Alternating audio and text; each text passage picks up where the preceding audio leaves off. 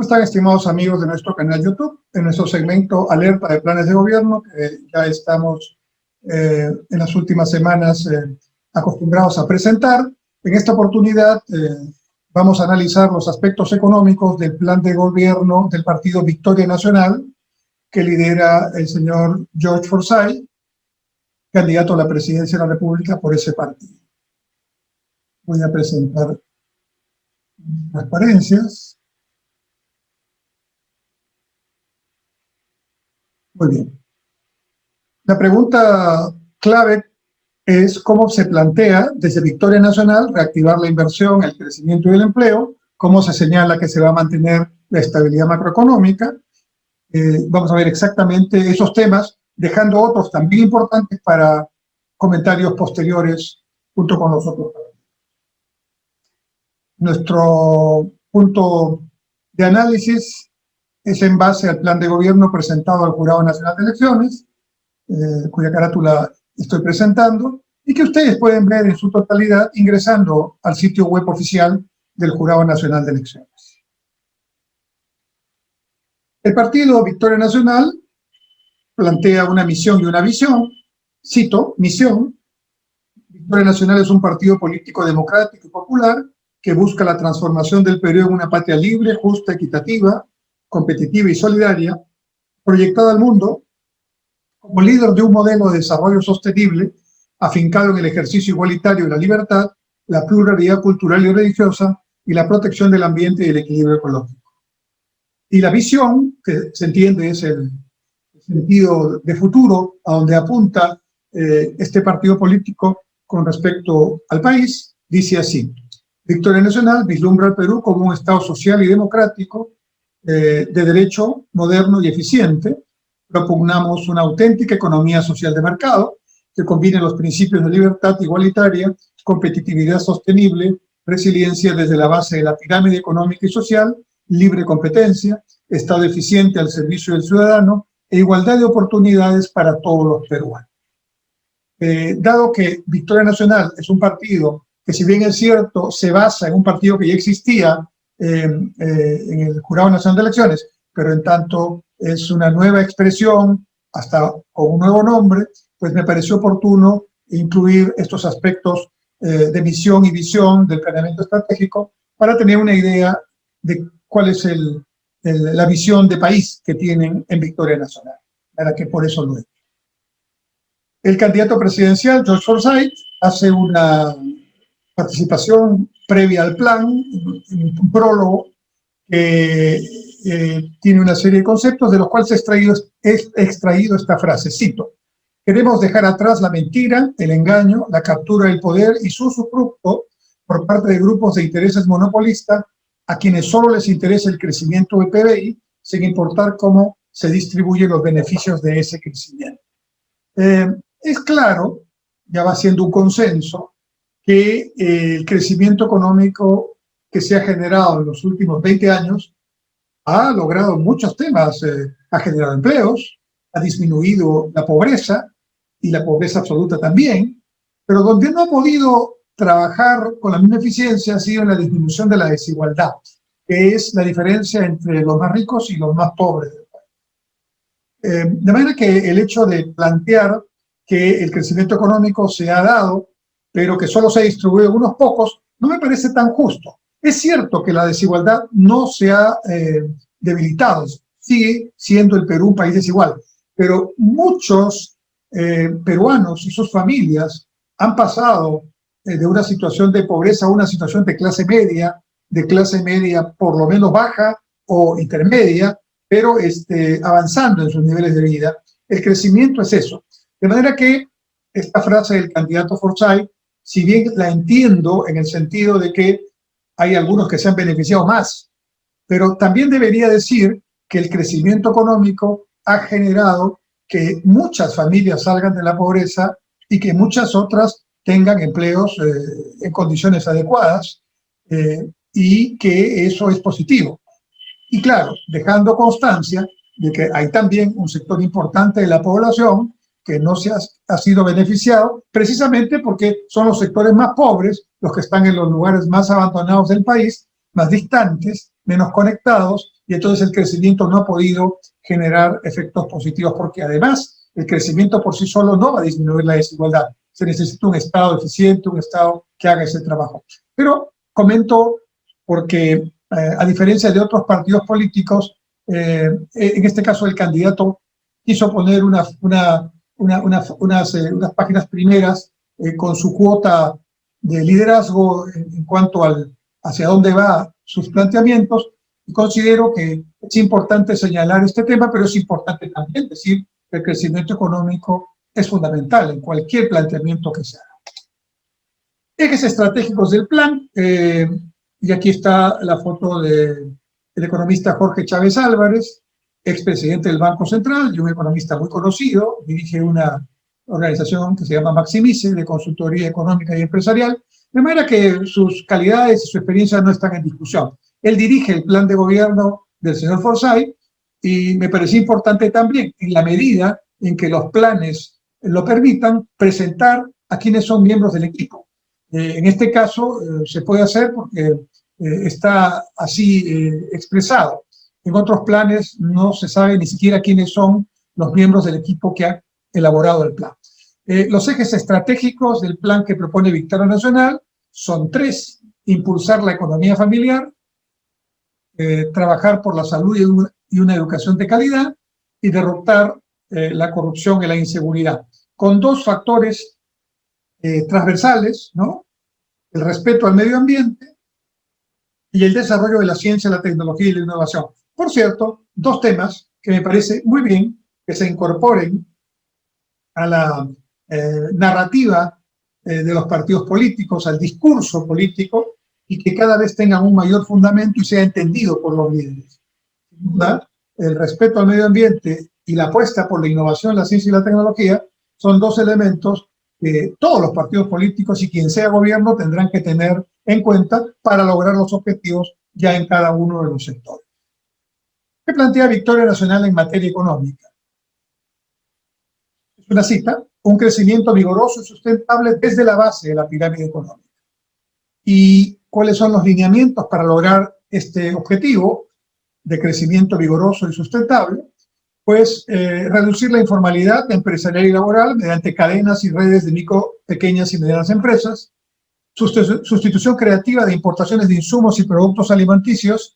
Debo confesar que aunque lo busqué en el plan, tal vez en mi primera lectura lo pasé y no lo encontré, pero no encontré una explicación clara de qué se entiende por esta sustitución creativa de importaciones de insumos y productos alimenticios. Probablemente esté, en mi segunda lectura trataré de encontrarlo, y si no está, creo que será motivo para que en el desarrollo de la campaña se explique qué se entiende por este tema. En tanto, el concepto de sustitución de importaciones es un concepto que ya tuvimos en Perú y en América Latina hace algunas décadas, y es un concepto que ya cumplió su tarea, pero creo entender que se trata más bien de apoyar la industria nacional para desarrollar ciertas actividades vinculadas a la industria alimentaria, a la seguridad alimentaria. Estaré más atento para buscar respuestas en el desarrollo de la campaña.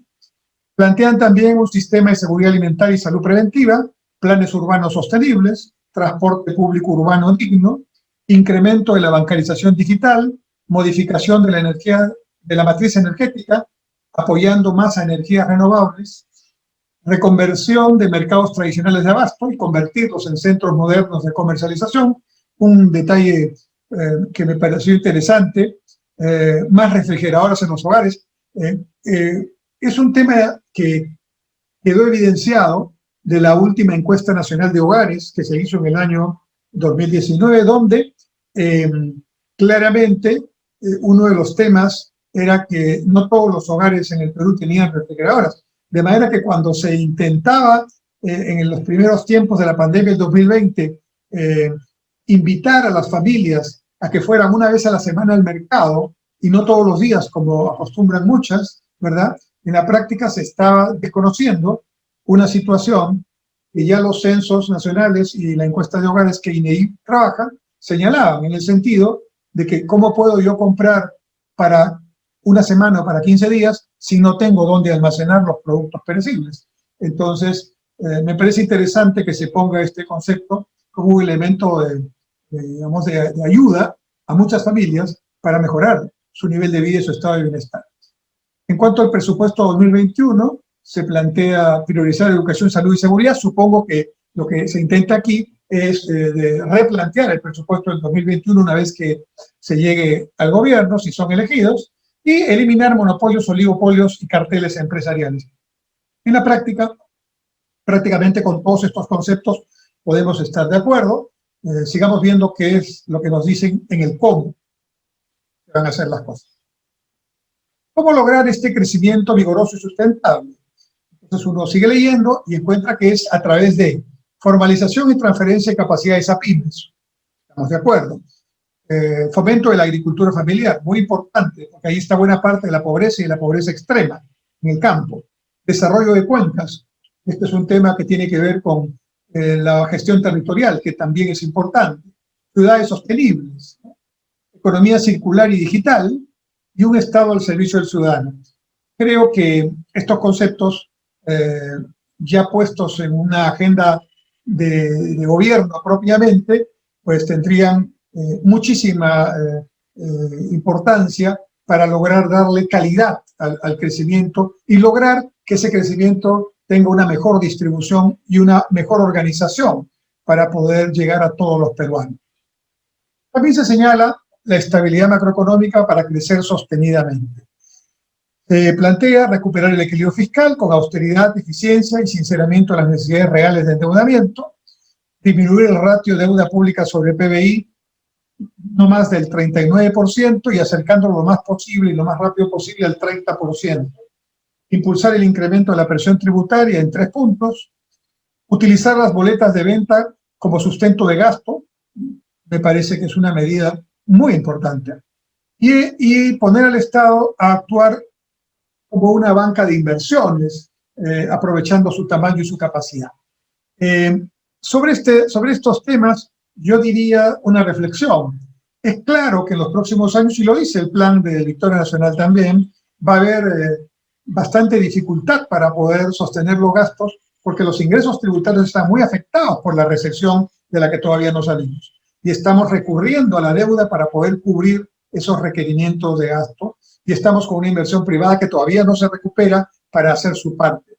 Entonces, el gran desafío del gobierno que gane las próximas elecciones va a ser cómo trabajar desde el principio con una caja fiscal bastante, digamos, difícil de maniobrar, con un nivel de endeudamiento ya muy alto, que puede seguir todavía, felizmente tenemos esa capacidad, pero que ya debe ser gradualmente disminuida en el tiempo con respecto al PBI, y con una actividad económica que va a tener un rebote positivo en el 2021, pero en realidad todos coinciden que a partir del 2022 recién podemos hablar de tasas de crecimiento real con relación a lo que había en el 2019.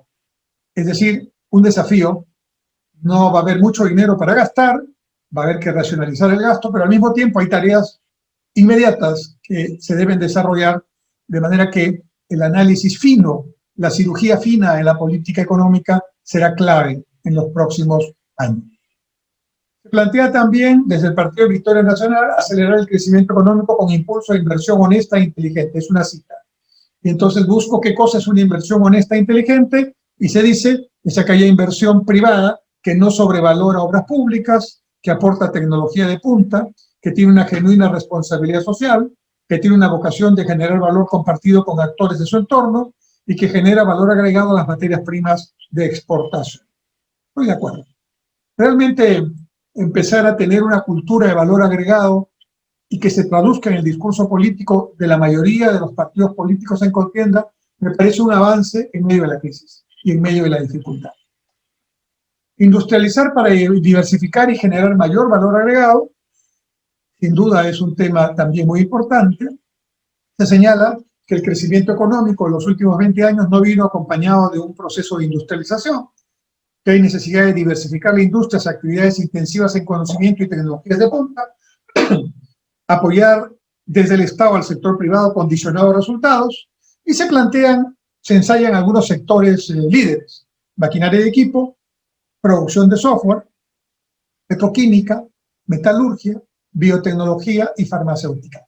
Debo señalar, sin embargo, estando de acuerdo que estos sectores son importantes, que hay otros sectores que ya están haciendo su tarea, pero todavía necesitan desarrollar mucho más, prestarles mayor apoyo, darles mayor valor agregado, producir una inyección de ciencia, tecnología e innovación en estos sectores. Me refiero al sector textil, confecciones, o a la agroindustria, o a la propia actividad turística, como sectores que tienen la particular característica de ser a la vez generadores de divisas, generadores de empleo y generadores de un trabajo descentralizado. Circunstancias que no podemos dejar de priorizar. Estoy de acuerdo entonces con lo que se plantea en el documento de Victoria Nacional en relación a introducir estos sectores de alta tecnología, pero al mismo tiempo creo que no debemos por ello descuidar a los sectores que hoy, si bien es cierto, todavía no logran pero sí aumentar su participación en el total de la producción y exportación frente a las materias primas. Sin embargo, son muy importantes para los objetivos que he mencionado. Sigo mencionando, convertir pequeños talleres MIPE en fábricas inteligentes y un Estado como agente proactivo para alianzas estratégicas con empresas productoras de materias primas. Creo que el concepto fundamental aquí es el valor agregado y estamos de acuerdo con ese planteamiento. En cuanto a minería, hidrocarburos, comunidades y desarrollo equilibrado, se plantean los siguientes lineamientos. Combatir la minería ilegal, ahí dice legal, me he equivocado, formalizar la minería informal, ¿no? Impulsar la minería respetuosa del medio ambiente, la creación de un fondo de fideicomiso para financiar el desarrollo equilibrado de zonas de influencia de concesiones de recursos naturales, se dice un poco cómo se financiaría, 20% del canon actual y regalías, más aporte de la banca multilateral y otros fondos. Impulsar un pacto social entre el Estado y las concesionarias para asegurar la reinversión del 50% de sus utilidades en las mismas regiones en obras de infraestructura básica, agua, saneamiento. Esto es muy parecido a lo que en algún momento se hizo con lo que se llamaron los aportes voluntarios de la minería. En todo caso, se trata de una alternativa que busca no confrontar con las mineras, sino pactar con las mineras para que puedan ir conjuntamente con el Estado en el impulso del desarrollo regional en las zonas donde están los yacimientos mineros. Debo decir, sin embargo, hay que tener cuidado con este tema, porque la verdad que la tarea de generar obras de infraestructura básica, agua, saneamiento, energías, educación, salud, vías de acceso, etcétera, es del Estado, no es de las empresas mineras o en general de las empresas que trabajan con recursos naturales en el Perú. Su tarea de estas empresas es tributar, es no contaminar, es tener efectivamente una buena relación con la población y directamente involucrada en la zona del proyecto. Pero la tarea de poner escuelas, infraestructura, es del Estado y la debe hacer con los impuestos que se generan a partir de estas inversiones. Y la verdad que no lo ha estado haciendo. Y además tiene un segundo problema, que si le vamos a poner a la empresa la tarea de hacer estas obras, va a haber la confusión que hoy existe, donde se le exigen a las empresas mineras que hagan tareas de infraestructura que corresponden a hacerlas al Estado. Y eso es un asunto que podría dar lugar a nuevas expectativas y reclamos en lugar de solucionar el problema. Lo pongo en el debate porque es un tema importante, pero creo que hay que mirarlo con cuidado. Otros planteamientos destacados en el plan de Victoria Nacional, dice así, cito, haremos de la formalidad una decisión rentable, con acceso al crédito, asistencia técnica y herramientas digitales, remuneraciones mínimas diferenciadas por tamaños de empresas y regiones. No me parece mal este concepto, la diversidad es una característica en el Perú y las políticas flat o únicas políticas para todo no son muy eficientes. Se plantea también reforestar 1 millón de hectáreas en la Amazonía, lo cual me parece muy importante, y la creación del Centro Nacional de Futuro y Conocimiento. Estoy de acuerdo con todo lo que sea impulsar innovación, ciencia y tecnología en el Perú.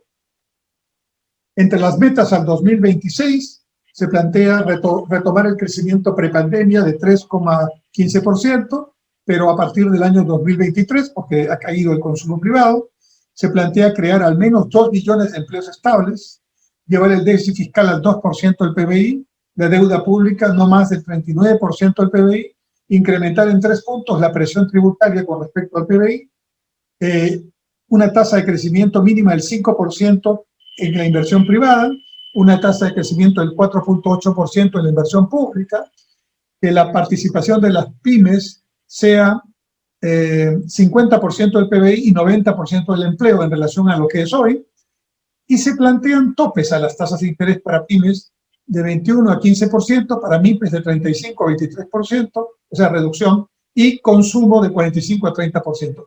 Yo sinceramente sobre este tema no estoy tan de acuerdo.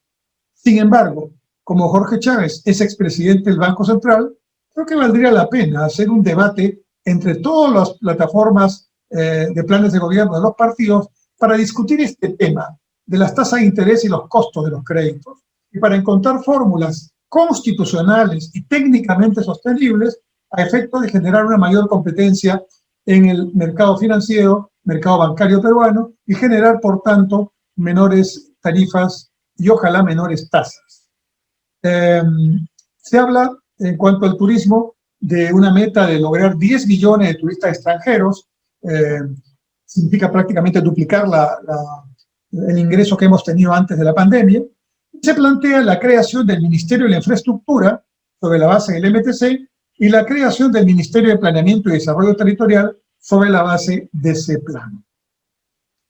Características especiales del plan propuesto por Victoria Nacional: creo que es un plan bien estructurado, con problemáticas, objetivos, indicadores y metas. Tiene, digamos, propuestas para lo que consideran o llaman la refundación de la República Peruana. Obviamente no tiene que ver solamente con los temas económicos, por eso solo lo estoy mencionando allí. Entre los objetivos se menciona claramente mantener y consolidar la vigencia del sistema democrático y sus instituciones, que me parece que todos los partidos deberían decir muy claramente. Plantea una economía social de mercado. Ya hay varios partidos que van alrededor de este concepto. Entonces, de repente la discusión no solamente debe ser nueva constitución o no, sino por qué no aplicamos el artículo 58 de la actual constitución, que no está funcionando, para hacer una economía social de mercado, o un mercado y con un Estado, cada quien haciendo su tarea, pero sobre la base del criterio que todo el mundo conoce, ¿no? El mercado como motor de la economía y el Estado garantizando bienes públicos, regulando los abusos y excesos del mercado, pero no entrando a reemplazar a la empresa privada en ningún caso. Se señala como primera prioridad recuperar la economía familiar de las grandes mayorías, ¿no? Se enfatiza en el valor agregado de los productos primarios y se hace una propuesta bastante interesante de rendición de cuentas sobre el cumplimiento del plan. Quiero añadir en la parte final, ya es un comentario del propio presidente del plan de gobierno del Partido Victoria Nacional, pero que no lo ha hecho en el plan, sino lo ha hecho en un documento que se llama Alerta Económica, que edita Maximice, su consultora, recientemente. Y dice así, cito, Jorge Chávez: no habrá fondos para nada. El año 2021 ya tiene un presupuesto público rígido, que arrastra todas las taras de un pasado que no ha roto con el presente y se proyecta inercialmente al futuro. Las arcas fiscales no solo estarán vacías, sino que el déficit fiscal, que en 2020 ya superó el 10% del PBI en este año, prepara más aún ante la reducción de la recaudación ocasionada por las pérdidas que la mayoría de las empresas han acumulado, por no haber tenido acceso al rescate estatal en medio de la pandemia. No se sabe, ese rescate se concentró en las grandes empresas y las más bollantes. A continuación dice Jorge Chávez, sí, el equipo de gobierno que se instala el 28 de julio, desde el saque, deberá emprender la titánica misión de superar la crisis económica y sanitaria y a la vez realizar las reformas que el país necesita sin pérdida de tiempo. He creído conveniente poner estas citas de Jorge Chávez, que no están en el documento, pero que sin duda, complementadas con lo que he dicho hasta el momento, señalan lo que considero y estoy de acuerdo son los principales desafíos del próximo gobierno, incluso para el propio plan que plantea Victoria Nacional, muchos de cuyos aspectos tienen que ver con gastos o con reducción de exoneraciones o reducción o un gasto más eficiente, pero con incremento de impuestos que no necesariamente podrían dar resultado en el cortísimo plazo, lo cual no quiere decir que no se pueda hacer. Dicho esto, lo que hemos planteado son los aspectos más destacados de la propuesta económica del Partido Victoria Nacional, que lidera el señor Forsyth, y cuyo plan de gobierno ha sido elaborado por un equipo dirigido por el señor Jorge Telles. Muchas gracias.